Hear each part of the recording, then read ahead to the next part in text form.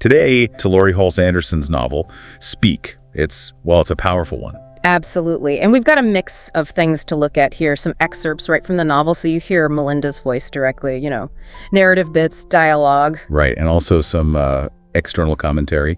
We found a transcript of a book review, spoiler-free, don't worry. That gives some outside perspective. And our goal really is to walk you through these specific materials. We want to unpack the journey they show us Melinda's freshman year, specifically at Merriweather High, her struggle with silence after something traumatic happened. Yeah, and just the world she has to navigate then. It's often pretty jarring. So what can we learn from these particular sources about, isolation, about how hard it is to find your voice when it feels completely gone, and resilience too, as it's shown here. Exactly. It's really a deep dive into surviving that silence. Let's get into it. It's quite striking, actually, how the sources give you this raw look inside Melinda's head.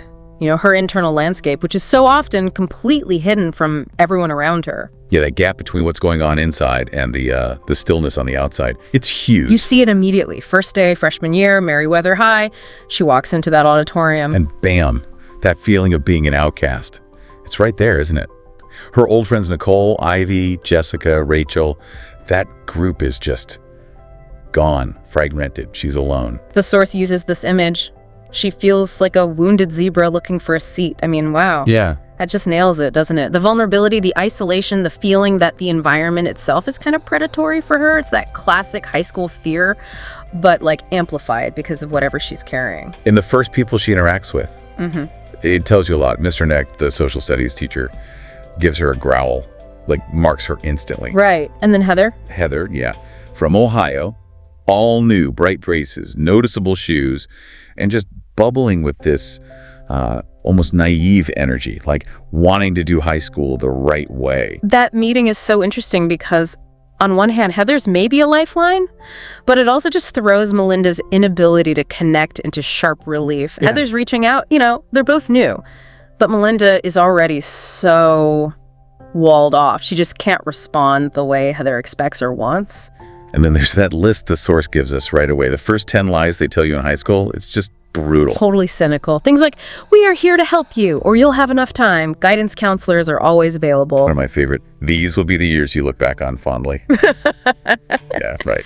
And that list, it's not just teenage angst, is it? It feels like a commentary on the whole system, the gap between what's promised and what's real. It sets up the school as this place that talks about support but delivers, disillusionment. And for someone like Melinda, who desperately needs actual support, that foundation of, dishonesty or just disconnect, it's really damaging. It basically tells her right off the bat, you can't trust the official channels here. They're not going to work for you. Exactly. So she's in this world, feeling alone, already kind of marked and told the basic setup is a lie. And then she heads into the classrooms. Yeah, the sources give us these little snapshots of her classes early on. Biology with Miss Keene sounds interesting. Quirky, right. Climbs on boxes, this gelatinous figure, avoids basketball players. All these very specific, almost surreal details. But she uses real microscopes, which feels, grounded in the middle of all the chaos. And her lab partner, David Petrakis, he's part of the cyber genius clan. Right. Potential to be cute later makes teachers nervous. And there's that moment where Melinda almost breaks the microscope. Another sign of her internal state, maybe, that distraction or distress bubbling up physically. Could be. But Miss Keene's also distracted by her own baffling purple dress with blue roses. It's the mix of the mundane and the profound pain underneath that's so effective. Then English with hair woman, another memorable teacher figure. That hair, uncombed, stringy, black to neon orange. And she speaks to the flag. Yeah, it's odd, almost ritualistic. She gives them daily journals, but says she won't read them. And what does Melinda write immediately? According to the source, it's just about how weird Hair Woman is. Which is so revealing, because even though she's silent out loud, that inner voice is still there. It's sharp, observant, maybe a bit cutting. Yeah, the journal becomes this private space where her thoughts can still exist even if she can't say them. It's a hint of the person buried under the silence. Social studies brings Mr. Neck back. Him. Remembers her from the auditorium. Got my eye on you. Right. Reinforcing that feeling of being watched, being a problem from day one. And the class itself sounds like a drag, always stuck on the Industrial Revolution. There's that dry comment in the source, isn't there? About needing more holidays just to keep the social studies teachers on track. Yeah, it's a small bit of dark humor, but it adds to the feeling of the school as this place where time just drags, things repeat, and real progress is hard. Kind of mirrors how Melinda feels stuck herself. Algebra, though, with Mr. Stedman. He sounds different. A nice guy, apparently loves algebra, like, poetically. But the reaction is still the same, isn't it? The students, Melinda included, just question why they need it. He sees beauty in the abstract. While she's dealing with something terrifyingly concrete. Yeah, the gap there highlights her detachment from normal school stuff. And then gym class. Oh, boy. Described as illegal and humiliating, just changing clothes is an ordeal. She has to use a bathroom stall. And the source really uses contrast here, doesn't it? Between Melinda and the other girls. Heather tries to hide wearing gym stuff under her clothes. But Nicole, her ex-friend, totally comfortable. Full-length locker, changes bras in public. It's framed as a jock thing, right? Exactly. A confidence, a comfort in her own skin and in the school environment that Melinda, post-trauma, just doesn't have. Can't have, maybe. And Nicole's skill is emphasized too. Unstoppable at field hockey. Makes it look easy. Boys watch her. Teachers like her. Even chipping her tooth makes her even cuter. And scoring 35 goals, it just shows how easily she navigates this world that feels totally alienating to Melinda. So all this leads to her getting a Darrett, like a detention slip, for wandering the halls after biology. She's lost, trying to find study hall, trying to avoid Mr. Neck. Just drifting because she doesn't know where she fits or what to do next. And it's then in that state of being lost and just wanting to disappear that she finds it. The abandoned janitor's closet. Yeah, the sources really describe that space. It feels important. Almost like another character. The smell, sour sponges, dusty textbooks, bleach, a stained armchair, cracked mirror. Dead roaches, cobwebs, neglected, forgotten, no official purpose. But for Melinda, it's the perfect place. And why is it perfect? Because it reflects her own state, doesn't it? Hidden, messy, forgotten by the world, but safe. Safe in its isolation. It becomes her sanctuary. A physical place to retreat. And that small thing, stealing the pad of late, passes from Hairwoman's desk. Get out of jail free cards, she calls them. Yeah, it's like this tiny act of control, isn't it? A way to manage her movements, protect her little hideout. Yeah. A quiet kind of resistance. Exactly. So that's Act 1, really. Entering this hostile space, feeling totally lost, finding a physical refuge, and just observing this strained world around her. Okay, let's shift then. Act 2 looks more at the relationships family, friendships falling apart, and how that internal conflict starts showing up. Right, and the family stuff. Wow. The sources paint a picture of just a real lack of emotional connection. Communication is basically notes on the kitchen counter, right? School supplies, rides, thaw dinner. Purely functional, no warmth. And her mom's job managing that Efforts clothing store downtown. There's a lot of detail there, how she prefers it to the mall branch. And that weird detail about her almost liking it when people ask if she's scared to work there. Listing the dangers, shoplifters, bums, robberies. Yeah, what's that about? Maybe it's her way of seeming tough.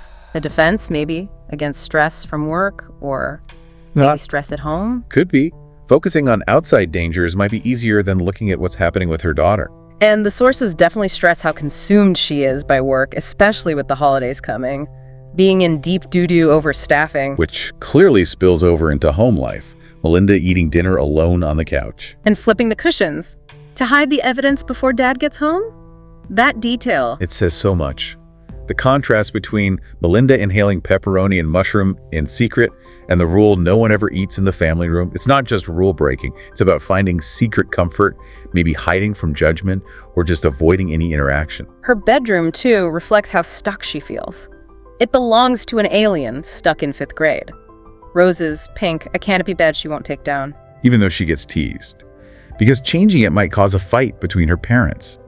So her own space isn't really hers either. It's trapped by the past, by their friction. And Dad's routine is described almost like clockwork. TV on, ice cubes, booze, microwave pizza. And Melinda turns on her radio just so he knows she's home. Another layer of just existing in the same house, but totally separate orbits. Her halfway place, nap under the covers, another retreat. And while she's hiding in her room, the TV news is playing in the background. Grim stuff. 5 dead in house fire, teens suspected in gas stations hold up. And young girl attacked, That one hits hard. The source links it directly to her biting her lip again, that physical sign of the pain she can't voice. Looking in the mirror becomes painful too. She tries to see something else, a dryad face, something natural. But sees the chewed-up horror of her mouth, a physical mark of the trauma of the silence. So she takes the mirror down, puts it in the closet, facing the wall. A powerful image, right? Unable to face herself, face the reflection of the damage. Thanksgiving just throws all this dysfunction into high relief, doesn't it? Though darkly funny in parts. Definitely. Mom becomes a strung-out retail junkie because of Black Friday stress. They beg her not to cook. But it's a holy obligation. And the scene with the frozen turkey and the hatchet, chaos, it highlights how they can't even manage basic stuff together smoothly. The source emphasizes. They don't talk much, have nothing in common. Thanksgiving is just a ritual performed to confirm they're a family for one more year, but there's no real connection felt. Dad's, how is she? Before disappearing, Mom taking emergency calls from the store, boiling the turkey. It's all signs of a family just going through the motions, deeply disconnected.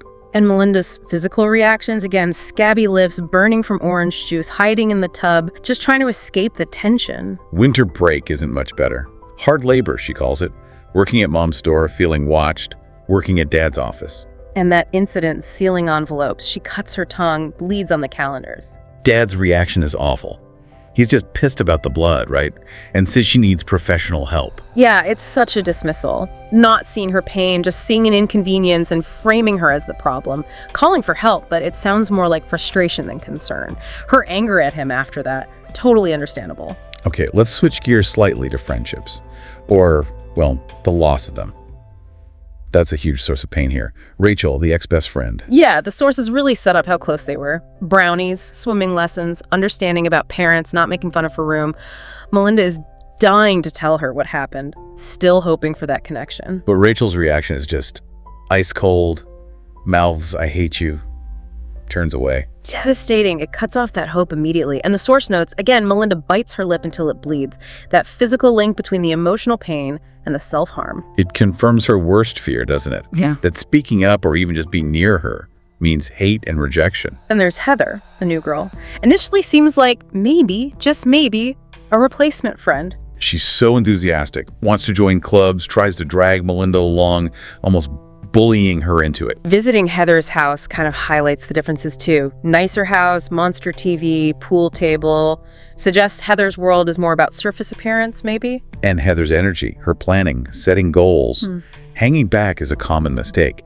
It's the total opposite of Melinda's withdrawal. Melinda even asks herself, have I changed that much in 2 months? He sees the gap between them. Heather really wants to get in with the Marthas, Meg, Emily, Siapan, which leads to that awful scene, the Martha's nightmare. Right. Melinda helps Heather set up, gets called a decorating genius. Heather even introduces her as a friend. For a second, maybe. But then Siapan says that cruel thing about Melinda's lips. Creepy, like a disease. Just brutal social cruelty, targeting her visible trauma. And then Meg inspects Heather's work and basically demotes her, showing how ruthless that group is. And Heather, well, her loyalty to Melinda evaporates when her own social standing is threatened. Melinda's reaction. Hiding in the bathroom, watching her face until nothing left of it, trying to erase herself again after being seen and judged like that. The absolute low point in this section, though, has to be Valentine's Day. Oh yeah. She finds an envelope on her locker, and despite everything, she lets herself hope for a second. Maybe a boy? David Petrakis. But no. It's a card clearly meant for someone else. About Andy. Thanks for understanding, Andy. You're the sweetest. Signed, good luck, Heather. And the dropped friendship necklace. That's it. Friendship over. Stupid? Stupid. The source describes her physical reaction, ribs collapsing, can't breathe, crying in the closet. It just cements that feeling of being utterly alone. No Rachel, no Heather, not even a silly, geeky boy. Total rejection. Just layer upon layer of isolation and pain. You see how the trauma didn't just mess her up inside, it shattered her world outside too. Okay, so Act 3. This is where things start to shift. Maybe. She starts trying to find ways to express herself, confront things. And a huge part of that is Mr. Freeman's art room. The sources describe it so vividly, it feels like a different world. Far into the building, light, dusty, paint everywhere, music playing. A haven. Mr. Freeman himself too. Eccentric, maybe ugly grasshopper body, credit card nose. But he smiles. And his whole philosophy about art is key for Melinda. He calls it the only class that will teach you how to survive, a place to find your soul. Tells him not to ask how to draw a face, but how he can help you find the wind. Right. It immediately frames art as way more than just technique. It's about looking inward, finding truth, survival. For Melinda, who feels like her soul is lost or buried, this space, this approach, it offers a path, a way to maybe express things without words. Her project is a tree, inspired by an old oak at her house, but she really struggles with it. Tries 315th time, looks flat, cheap cruddy drawing, ruins the linoleum block. She can't make it look alive, but she can't think of anything else to do either. The tree becomes this huge symbol, doesn't it? Her struggle to carve it reflects her own feeling of being dead inside, unable to grow, unable to show life, trying to give form to what's inside. Then there's that intense moment when Mr. Freeman snaps, slices his own canvas. Yeah, the one with the prisoners' faces. Yeah. It happens right after principal comes in, turns off the radio, like the system interfering. Freeman's described as depressed, a blue broken cricket husk, and his outburst, slicing his art, it's shocking. He tells the class they need to look at artists like Picasso, who saw the truth, painted the truth, ripped from the earth with two angry hands. That resonates so much with Melinda's struggle, right? Yeah. The difficulty of confronting and expressing a buried, painful truth. It's this shared moment of intense emotion, almost validating how hard it is. And later, he gives her that thumbs up for his sketch of a tree branch. A small thing, but huge for her. Recognition that he sees her effort, her connection to it. All this art stuff is happening while she's still grappling with the main thing, the struggle to actually speak. Yeah, the book review source really pointed out that contrast. Her inner voice, funny, observant, normal versus how she appears. Weird, silent, standoffish. The reader gets the inside her, which is so different. And that quote the review mentioned, words kept inside, eat you alive, leads to emptiness. It directly connects silence to decay, basically. Her difficulty speaking isn't just being shy, it's physical. Stuttering with the librarian, choking out, "Thank you," just unable to talk to Miss Keene. Her body is screaming what her voice can't. Biting lips, tasting blood, throat burning, stomach churning, getting fevers. It's the body's language when the voice is gone. That talk show fantasy is really revealing too, isn't it? Imagining Oprah, Sally Jesse, Jerry Springer. Yeah, it lets her hear the words she needs said. They call it rape. They say it was not your fault. Over and over. It shows her own internal wrestling. Was I raped? Did he rape my head too? And that desperate need for someone, anyone, to define it and absolve her. A big step toward expressing something, even if not verbally at first, is that suffragette report from Mr. Nick. Right. She focuses on women treated like dogs, with no thoughts or opinions or voices, and how they fought for the rights they should have had. The parallel to her own situation is impossible to miss. Fighting in her own way for a voice she feels was taken. But the irony, the cruelty, is that Neck demands an oral presentation, pushing her towards the very thing she's terrified of. It's like the system just doesn't see her, only the requirement. She actually asks David Petrakis for advice. He's kind of becoming this voice of reason. He is, and he's appalled her parents didn't back her up with Nick. His advice about the suffragettes is spot on, though. Yeah, the suffragettes were all about speaking up. You can't speak up for your right to be silent. That's letting the bad guys win. That's huge. He doesn't just offer sympathy, he gives her a strategy. Silence is defeat. And then he says, don't expect to make a difference unless you speak up for yourself. It's blunt, but it reframes finding her voice. Not just personal healing, but necessary for agency, for survival. And then she sees Andy Evans. Ugh. The source captures the terror. It is walking with Aubrey Cheerleader. It is my nightmare. The description of him, short stabby name, handsome, rich, a little bit dangerous. And that encounter in the cafeteria where he just casually swirls her ponytail. Mundane for anyone else, maybe, but for her, terrifying, sends her running to the bathroom to throw up. It brings the trauma right back into her physical space, shows his ongoing power over her. Her body just reacts viscerally. It feels like it's pushing her towards some kind of breaking point. And after that, the scene in the library with Rachel. Ivy's there too. Melinda actually tries again, writing in a notebook. A brave move, trying to bridge that gap. Rachel responds, but it's shallow at first. So who do you like? But then Melinda does it. Writes the truth. I didn't call the cops to break up the party. I called because some guy raped me under the trees. Incredible vulnerability. And Rachel's initial reaction, the source says, is shock. I'm so sorry. Asking those practical, almost clinical questions. Did you get pregnant? Disease. Are you okay? But then Melinda names him. Andy Evans. And everything changes. Rachel's sympathy vanishes. Disbelief, anger. She accuses Melinda of being twisted, jealous, sending the Valentine note herself. Calls her a freak and storms off, leaving Melinda completely shattered. It's the ultimate betrayal, isn't it? The person she trusted most doesn't believe her, turns a back on her. It almost validates the silence, because speaking truth brought only pain and rejection. But right after that crushing moment, something else happens. Something unexpected. Ivy sees it all, finds Melinda. And takes her to a bathroom stall. Points to the graffiti. The bathroom wall chat room. Yeah. All those messages in different handwriting. Guys to stay away from Andy Evans. He's a creep. He's a bastard. Call the cops. Mentioning a drug, the movie incident. It's this anonymous collective warning. And it's a turning point for Melinda. Because it shows her she's not alone. Others know. Others have experienced him. It's a different kind of speaking up. A whisper network. Resistance outside the official channels. Her feeling is described as, "It's better than taking out a billboard. I feel like I can fly." It's finding unexpected allies, external proof that her truth isn't just hers. It's empowering. Knowing the problem isn't her, it's him. And others know it too. Not justice maybe, but collective truth-telling. And amidst all this heavy stuff, the sources show these little signs of growth too. Her grades improve slightly in some classes, biology B, art A, even past algebra.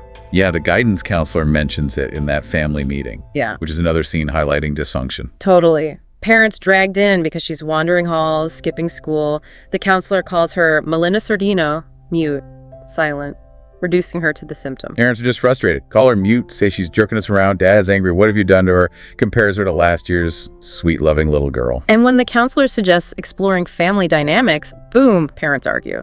Shows their own issues. And the GC listing the Marthas as her nice friends shows how clueless the school is about her reality. That meeting sounds awful, putting her on display. But her internal reaction, imagining her parents tap dancing, shows that spark of resilience, finding absurdity even then. The yard work she does in the spring feels really symbolic too, raking away all those suffocating leaves. And finding the muck underneath, but also those pale green shoots of something alive pushing through. Straightening towards the sun. It's such a clear metaphor for new growth emerging from darkness and decay. Reflects her own slow, painful process. Thinking about trimming bushes, painting shutters, acknowledging underlying issues maybe, clearing away the dead stuff. And then tennis, in gym, volleying with Nicole. That line about the scoring, love doesn't count. Yeah, poignant. But when it's Melinda's turn to serve, something clicks. She focuses. Uses the power and the anger she's been holding in, hits the ball so hard it leaves a crater, scores a point. It's a physical release, channeling all that pent-up emotion into action, into strength. And she realizes, connects it to the artwork, I have calluses, I'm tough enough to play and strong enough to win. It's tangible, physical proof of her growing strength. And finally, the arborists trimming the dead branches off the oaks. That sound, the chainsaw biting through my ears and splintering my plans. It brings the tree symbol right back. Pruning. Sometimes violent, but necessary to remove the dead parts so the rest can live and grow. It mirrors her own journey, doesn't it?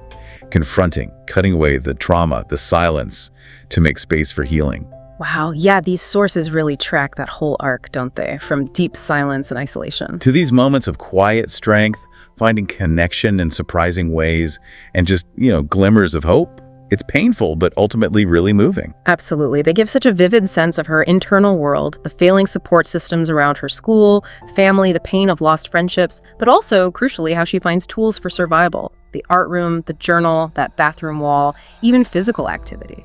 And it shows that finding your voice isn't always about shouting, is it? Especially when that feels impossible. Sometimes it's in the art, the writing, the physical strength, or finding solidarity in those hidden messages. And that brings it back to you listening. Because these themes, they resonate, don't they? Feeling unseen, how hard it is to speak difficult truths, the power of creativity as a lifeline, finding support where you least expect it.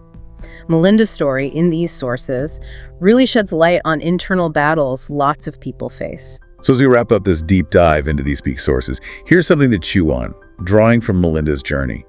Think about her quiet strength on the tennis court, the pruning of those dead branches allowing new life, the validation found on that bathroom wall. How do you find your voice when it feels like the world, or maybe just your own situation, is trying to silence you?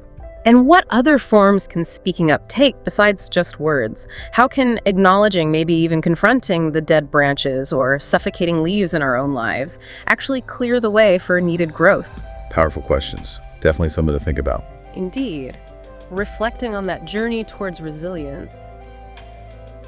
Don't forget to like, comment, and subscribe to ReadersPair, where two readers bring you one book and endless insights. See you in the next chapter.